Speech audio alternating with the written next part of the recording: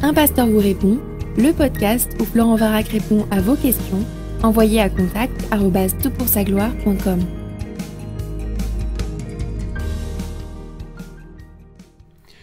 La question de ce podcast est la suivante. J'ai une discussion avec un internaute qui m'affirme avec force que Jésus a été marié et a eu des enfants. J'ai essayé de lui expliquer que ce n'était pas son but, que sa vie terrestre avait une toute autre mission, rien n'y fait. Y a-t-il des arguments qui pourraient le convaincre et cela en vaut-il la peine? Merci. Écoute, ta question est vraiment super, elle me touche d'autant plus que j'ai grandi dans cette croyance que Jésus avait été marié à Marie-Madeleine, qu'ils avaient eu ensemble des enfants, et que l'Église nous avait caché la vérité, le personnage de Christ avait été en quelque sorte absorbé par la religion, alors que la réalité historique était beaucoup plus prosaïque. J'avais lu les livres quand j'étais adolescent, jeune adulte, et vraiment anti-chrétien. J'avais lu les livres écrits notamment par, alors que je retrouve ici le titre, c'était celui de Béjean et Lay, intitulé L'énigme sacrée, qui faisait cette première démonstration. Il faut savoir que Dan Brown, qui a écrit son roman très, très célèbre, qui l'a rendu célèbre sur cette thématique, s'est beaucoup inspiré des données de ce livre, L'énigme sacrée, au point que les auteurs ont porté plainte pour plagiat à Dan Brown, parce qu'il aurait saisi un grand nombre d'informations pour construire son roman, qu'il estimait d'ailleurs plutôt historique. Et plus récemment, ma chère maman, que j'aime énormément, pour qui j'ai beaucoup d'affection, de respect, me disait qu'elle était en train de lire ce livre-là, L'énigme du Graal, de Laurence Gardner, et qui démontrait effectivement que Jésus était marié à Marie-Madeleine, qu'ils étaient venus en France, parce que la France est le seul pays digne de les accueillir, et que là, ils auraient eu des enfants, à partir de Aix-en-Provence notamment, desquels serait né le sang bleu, le sang royal, la dynastie mérovingienne. Alors, j'ai lu bien sûr l'énigme du Graal, j'ai lu les livres de Béjean et Lay, j'ai lu le Da Vinci Code, j'ai lu un ensemble d'ouvrages là-dessus. Peut-être tu ne sais pas, mais j'ai écrit un livre qui s'intitule Le mariage de Jésus, publié aux éditions Clés. Il t'en coûtera 4 € parce qu'on voulait qu'il soit vraiment accessible au plus grand nombre, donc c'est pas un livre avec lequel on fait beaucoup de profit, mais tu auras beaucoup plus d'informations que ce que je te dis ici. Le mariage de Jésus aux éditions Clés est assez complet et surtout c'est un livre qui se donne facilement. Il a été rédigé dans l'objectif de pouvoir transmettre une information à ce sujet à ceux qui précisément sont de la croyance de ton internaute. Alors, un podcast aussi court, une vingtaine de minutes, je ne vais pas avoir le temps de tout développer, mais je voudrais aborder plusieurs questions liées à ton podcast pour répondre à ta question. Y a-t-il des preuves bibliques du mariage de Jésus? En un mot, non. Non. D'accord? Je lis l'Ancien Testament, le Nouveau Testament, pas l'entièreté, tous les jours. La Bible, une fois par an. Le Nouveau Testament, souvent plusieurs fois dans l'année. J'étudie pas mal de textes bibliques, je regarde à la loupe non seulement le texte, mais son contexte historique, les descriptions qui sont données. J'aurais aucun souci à dire et affirmer et concevoir que Jésus était marié si c'était là les données bibliques. Donc il n'y a aucune donnée biblique qui permette d'imaginer que Jésus était marié à Marie-Madeleine. Alors, Gardner dit l'inverse, par exemple, et je me suis intéressé à sa démonstration. Et alors, c'est intéressant parce que il part du principe que Jésus était marié, donc il cherche des traces de mariage. Alors, tu en trouves un, Jean chapitre 2, Jésus était présent à un mariage, et comme Jésus a ordonné aux serviteurs d'aller prendre du vin dans des grands réservoirs qui normalement servaient aux ablutions d'eau, c'est que forcément, il était un homme important dans ce mariage, et donc forcément, c'était le marié. Mais tu vois le type de raisonnement qu'il faut, c'est-à-dire que tu as un texte qui dit absolument pas cela, et on lit dans ce texte ce que l'on n'a pas envie de voir. Alors Gardner va un peu plus loin, il dit, bon, en fait, c'était probablement pas des noces dans le sens qu'on l'entend maintenant, c'était probablement des fiançailles, c'était les fiançailles de Jésus et de Marie-Madeleine. Après, il essaye de trouver tout un raisonnement dans les habitudes juives pour essayer de démontrer que il fallait attendre ensuite 2 ans pour la réalisation du mariage. Il y a des informations vraies dans ce qu'il dit, il y a des informations fausses. Et il dit alors il faut qu'on trouve un autre repas 2 ans après ces noces de l'agneau, ces noces de Jean chapitre 2, de noces de Cana en Jean chapitre 2. Et il trouve quoi? En Marc chapitre 14, il a ce qu'il appelle l'onction nuptiale. Alors c'est la première fois que je lis la description de ce qui se passe dans la maison d'un pharisien nommé Simon. Jésus entre il mange avec Simon, alors c'est un repas assez ouvert, et puis il semble que Simon ne soit pas très poli, ne lui lave pas les pieds, il fasse rien vraiment de très particulier. Pendant ce repas, il y a une femme qui vient et qui épanche son cœur pour répandre sur les pieds de Jésus du parfum en pleurant pour ses péchés. Pour Gardner, c'était une évidence. C'est là que le mariage est scellé. Alors il a ensuite quelques raisonnements un petit peu surprenants pour essayer d'évoquer cette autre onction d'une autre Marie, celle de Béthanie, qui pourrait avoir été confondue. Enfin, en fait, il prend le texte dans ce qu'il dit de très simple. En fait, ce sont des textes. Pour une fois, il n'y a pas beaucoup de choses difficiles à comprendre dans ces textes-là. Et enfin, j'exagère parce que la plupart de la Bible est claire, mais bref, il dit des choses ces textes disent des choses assez simples à comprendre, qui ont vraiment une portée pédagogique et théologique très simple à saisir.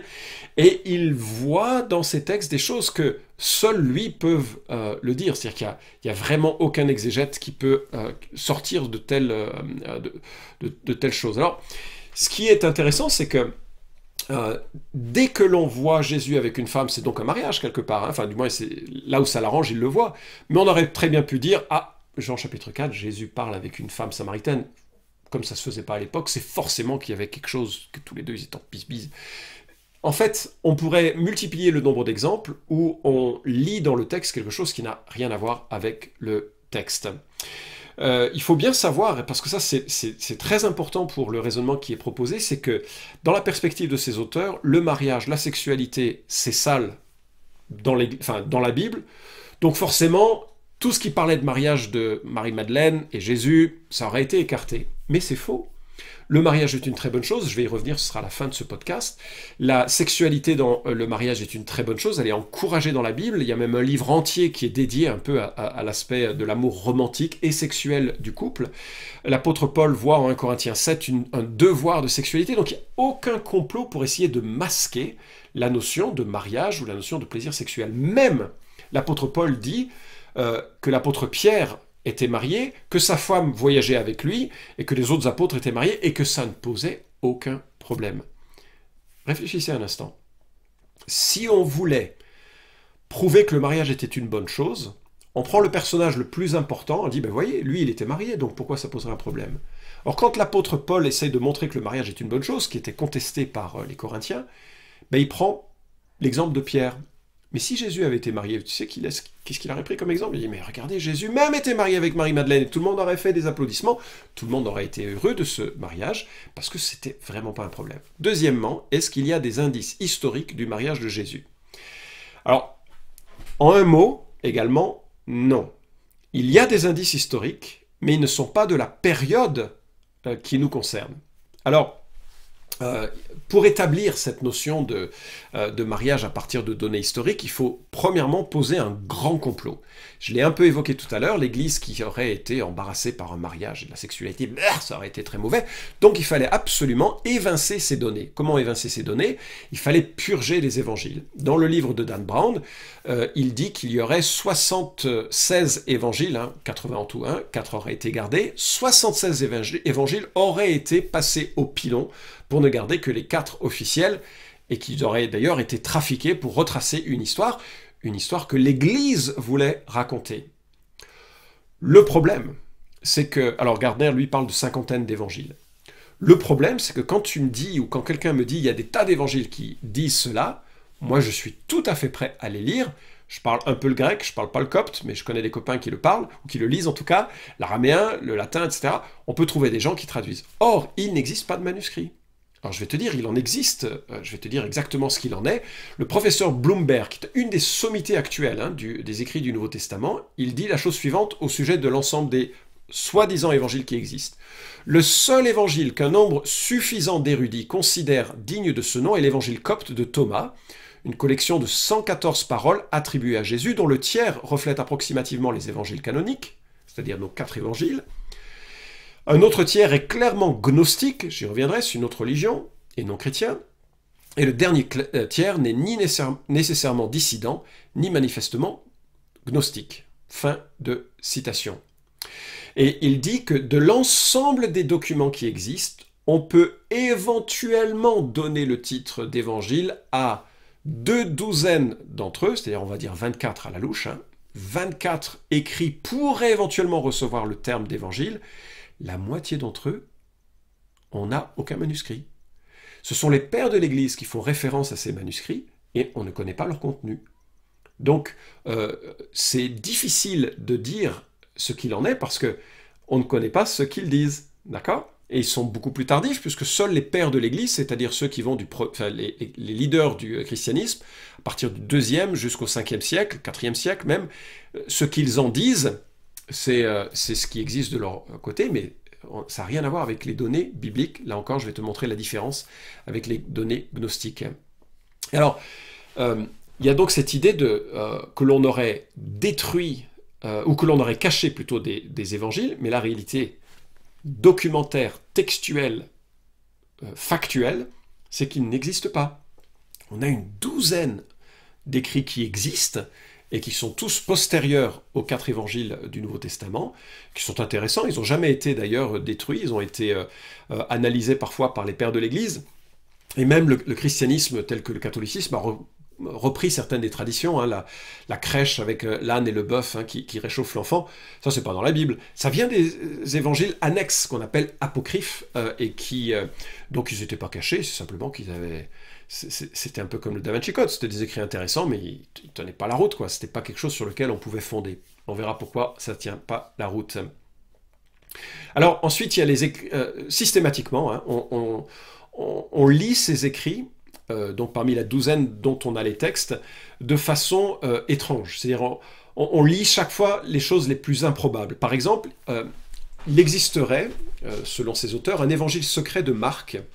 Et alors, je me suis intéressé à cet évangile secret de Marc, parce que c'est une chose qui fait sensation. Et ça vient d'une photo qui a été prise en 1958 au monastère de Mar Saba, près de Jérusalem. C'est un homme qui a trouvé cette lettre, qui est attribuée à Clément d'Alexandrie. Clément d'Alexandrie, c'est un père de l'Église, assez ancien, et qui parlait de cet évangile secret de Marc. Alors, on a quelques extraits, il a pris en photo, ça a été développé. Et puis, cette lettre de Clément d'Alexandrie, mettait en garde contre un évangile secret de Marc falsifié par les carpocrates, et il en citait des extraits. Le problème, c'est que cette lettre, on ne sait pas si elle est authentique, et le dictionnaire d'Oxford, donc c'est pas vraiment une source chrétienne, c'est une source assez officielle, ce sont des érudits qui affirment cela. Eh bien, aujourd'hui, cette lettre n'est pas considérée comme authentique. Donc ça veut dire que vous avez quelqu'un au XXe siècle qui trouve un document qui, soi-disant, daterait du 2-3e siècle, qui postulerait d'un évangile.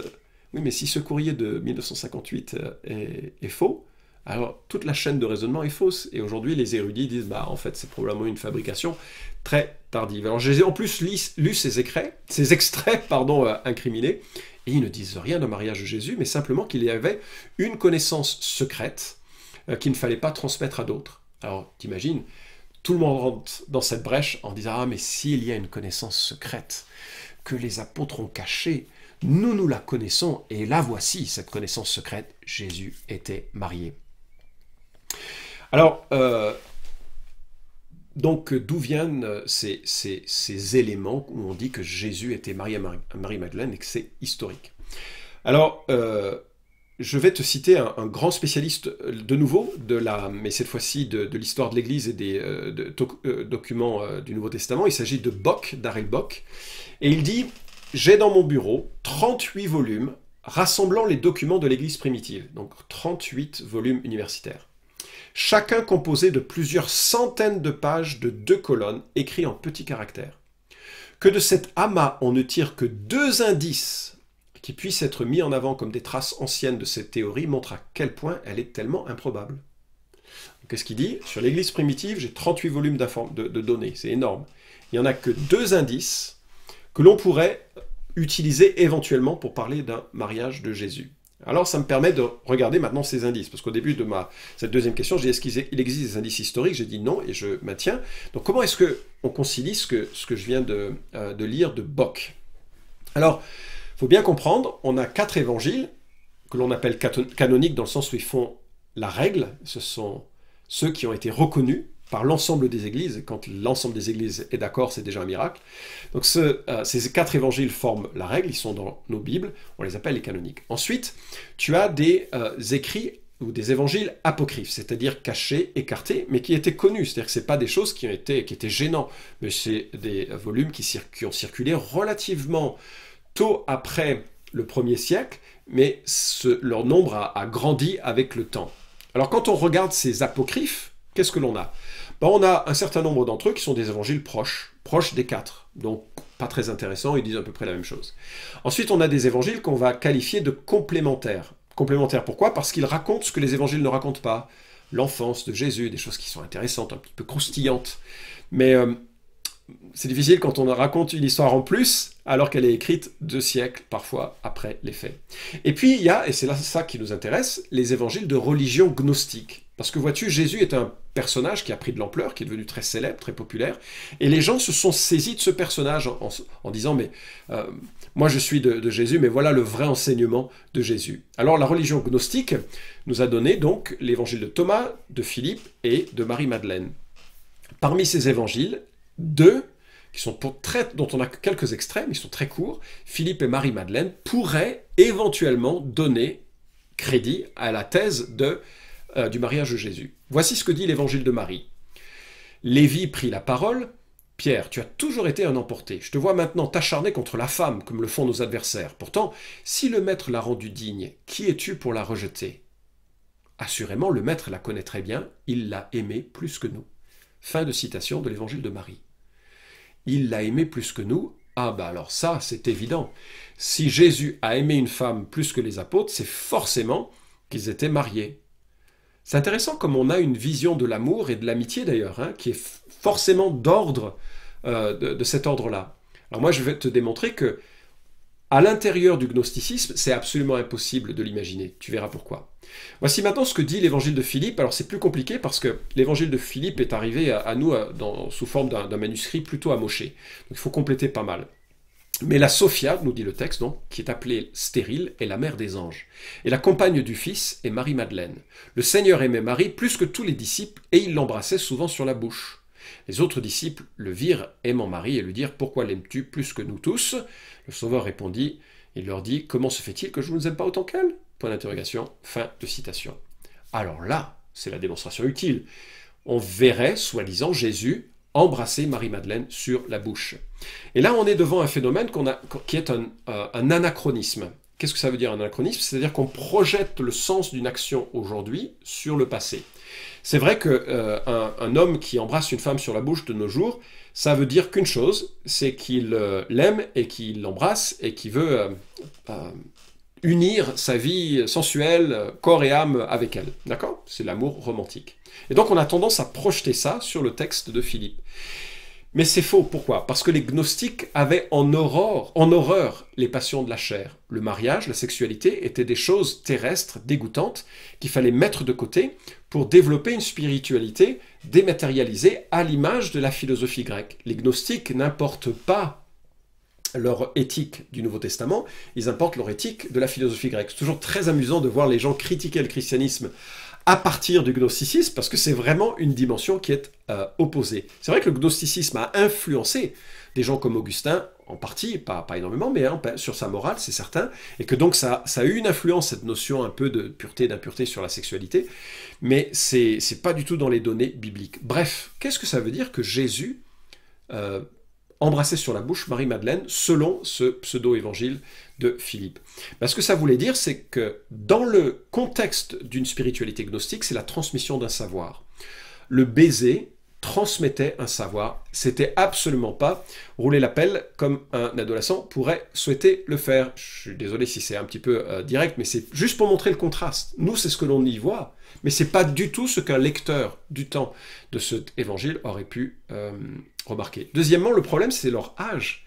Ces manuscrits-là, de religion gnostique, dont fait partie Philippe, l'évangile de Philippe et l'évangile de Marie-Madeleine, sont postérieurs à la vie de Christ de 2 à 3 siècles, 200 à 300 ans après les faits. Tu imagines écrire sur Napoléon qui embrassait quelqu'un aujourd'hui? On est loin des données bibliques. Et puis, c'est une religion qui est autre. Si on lit la religion et la philosophie gnostique, alors si tu veux t'intéresser à ça, je te propose, je viens de les ranger, mais je te propose de lire Irénée, Contre les hérésies. C'est un gros pavé, 5 livres. C'est vraiment compliqué, parce que ça nous montre à quel point la spiritualité gnostique est un système de pensée très éloigné de la pensée biblique, et c'était l'une des données qui était prévalente du temps de ces évangiles-là. Déjà, Irénée s'attaquait à ce qui allait donner naissance à cette religion gnostique. Donc on n'est pas du tout dans un rapport proche du Nouveau Testament. Alors, avant-dernier point, est-ce que ce serait un problème que Jésus soit marié ? C'est-à-dire pour moi, qui suis attaché à l'Écriture, je suis un disciple de Jésus, passionné, je suis protestant évangélique de couleur de catéchisme, on va dire, de couleur chrétienne, est-ce que ce serait un problème ? Absolument pas. Et si jamais la Bible montrait, si jamais Jésus avait été marié, nous célébrerions un tel mariage. Je ne crois absolument pas que c'était le cas, mais juste que ce n'est pas un problème, et que la Bible l'aurait célébré, que justement, puisque Pierre et les apôtres étaient mariés, on aurait aussi mentionné la famille de Jésus comme exemple. Et même la famille de Jésus est mentionnée, mais la famille en amont. Par exemple, en Matthieu chapitre 13, il est dit que Jésus se rendit dans sa patrie et se mit à enseigner dans leur synagogue, de telle sorte qu'ils étaient tous étonnés et disaient « D'où lui viennent cette sagesse et ces miracles? N'est-ce pas le fils du charpentier ? Sa mère ne s'appelle-t-elle pas Marie, et ses frères Jacques, Joseph, Simon et Jude, et ses sœurs ne sont-elles pas toutes parmi nous? D'où lui vient donc tout cela ?» Donc tu remarques, Joseph et Marie ont eu Jésus comme enfant un peu particulier. Je crois que Jésus est né d'une vierge, comme le dit l'Écriture, dans le sens où il fallait que sa naissance soit distincte de toutes les naissances. C'est Dieu le Fils qui s'incarne pour offrir un salut au monde, et il fallait que ce soit démarqué de tout autre type de naissance, accomplissant aussi les prophéties, mais je ne vais pas rentrer dans le détail dans ce podcast. Mais on a aussi les autres enfants de Joseph et Marie, nés naturellement, et donc on a toute une famille. Ce n'est pas un problème le mariage. Joseph et Marie ont fait l'amour, ont eu des enfants. C'est ce que le dit très explicitement Matthieu, et même en chapitre 1, ils se sont abstenus jusqu'à l'enfantement de Jésus, mais rien ne dit qu'ils se soient abstenus après. La relation sexuelle est un beau cadeau pour le mariage, et comme je l'ai dit tout à l'heure, même Paul commande l'activité sexuelle au sein du couple marié pour éviter que justement il ne crée des tensions inutiles au sein du couple. Donc, la Bible en parlerait. Si Jésus était marié, ce serait quelque chose qui serait célébré. Alors maintenant, une petite réponse provoque à la question. Est-ce que Jésus est marié? Ma réponse est en fait oui, mais différemment. Le dernier livre de la Bible, l'Apocalypse, décrit l'histoire future de notre terre. Il dépeint des périodes troubles remplies de la violence des hommes et du jugement de Dieu. Et il affirme aussi l'assurance que cette violence prendra fin. Alors Dieu établira son règne, un règne qui incorporera l'ensemble de ceux qui aujourd'hui l'aiment, lui font confiance, ont réalisé qu'il était mort pour eux, pour les sauver. Et voilà ce que nous lisons en Apocalypse chapitre 19, et remarque bien qui est l'épouse de Christ. Et du trône partit une voix. « Louez notre Dieu, disait-elle, vous tous ses serviteurs, et vous qui le révérez, petits et grands. Et j'entendis comme la voix d'une foule immense, semblable au bruit des grandes eaux et au grondement violent du tonnerre. Elle disait « Alléluia, loué soit Dieu, car le Seigneur notre Dieu, Tout-Puissant, est entré dans son règne. Réjouissons-nous, exultons d'allégresse, apportons-lui notre hommage. Voici bientôt les noces de l'agneau. Sa fiancée s'est préparée. Et il lui a été donné de s'habiller de lin pur, éclatant. Ce lin représente les actions justes de ceux qui appartiennent à Dieu. L'ange me dit alors, écris, heureux les invités au festin des noces de l'agneau. Il ajouta, ce sont là des paroles authentiques de Dieu. Il y a toute une image ici dans le mariage de Jésus. Jésus est présenté comme l'époux, et l'épouse, c'est l'ensemble de ceux qui ont été rachetés. Si tu es né de nouveau, tu fais partie de l'épouse. L'ensemble de ceux et de celles que Jésus a sauvés, depuis la Pentecôte jusqu'à le temps de son retour, forment l'épouse. Est-ce qu'il est marié? Oui, il est marié. Nous sommes l'épouse de Christ. Et cette invitation nous est donnée de rejoindre, en quelque sorte, la vie avec Christ, la vie que Christ offre. La Bible dit que nous sommes étrangers et séparés, éloignés de Dieu par notre indépendance, notre volonté de vivre loin de lui. Et lui nous invite à venir à lui par la foi en déposant à ses pieds notre pourriture, notre arrogance, notre orgueil, tout ce qui est indépendant de Dieu, en lui disant « Mais Seigneur, j'ai besoin que tu me pardonnes, j'ai besoin vraiment que tu me sauves, je veux devenir en quelque sorte ton époux. » Alors, tu poses un dernier point à ta question et je sais que le podcast est un petit peu plus long que d'habitude, mais tu poses une autre question, est-ce que c'est utile d'en parler? En fait, mon observation, c'est que c'est très difficile de discuter de ça parce que le problème, pourquoi est-ce que les gens veulent d'un Jésus marié qui a eu des enfants qui nous ressemblent? Parce qu'un tel Jésus, qu'est-ce qu'il a à nous enseigner? Sinon les paroles que n'importe qui pourrait nous enseigner dans la rue. Si par contre il est Dieu le Fils incarné et qu'il nous invite à la repentance, plus que ça, il nous commande de nous repentir et de nous détourner de notre vaine manière de vivre pour entrer dans une relation avec lui, tu vois que là, soudainement, sa parole, elle est drôlement forte. Et en fait, la Bible dit que les gens ne croient pas parce qu'ils ne veulent pas venir à la lumière, parce que la lumière va éclairer leur propre comportement. Donc, ils préfèrent fabriquer un Jésus à leur image plutôt que de recevoir un Jésus tel qu'il se présente dans l'Écriture. L'apôtre Jean écrit la chose suivante, « Mais nous savons aussi que le Fils de Dieu est venu et qu'il nous a donné l'intelligence pour que nous le connaissions, que nous connaissions le Dieu véritable. Ainsi, nous appartenons au Dieu véritable par notre union à son Fils Jésus-Christ. Ce Fils est lui-même le Dieu véritable et la vie éternelle. » Ce Fils est lui-même le Dieu véritable et la vie éternelle. On le prend tel qu'il est, on n'en fait pas ce qu'on a envie. Et quand je lis cette littérature, en fait, je me rends compte à quel point ces gens veulent simplement se débarrasser d'une notion très précise dans l'Écriture, que c'est Dieu qui s'incarne et qui nous tend la main et qui nous invite. Les derniers versets de l'Apocalypse se terminent ainsi, le dernier passage de la Bible. L'Esprit et l'épouse, les chrétiens, donc l'Église, disent « Viens !» Que celui qui entend ces paroles dise « Viens !» Que celui qui a soif vienne, que celui qui veut de l'eau de la vie la reçoive gratuitement. Voici l'invitation, elle est lancée, que chacun d'entre nous puisse se positionner vis-à-vis d'un Christ qui offre une vie éternelle, qui offre un lien amoureux à lui en sa personne par Jésus-Christ. Vous pouvez suivre cette chronique hebdomadaire Un pasteur vous répond sur SoundCloud, iTunes et Stitcher. Retrouvez les questions déjà traitées sur toutpoursagloire.com. Si vous aimez ce podcast, merci de le partager sur les réseaux sociaux et de laisser une note sur iTunes. À la semaine prochaine!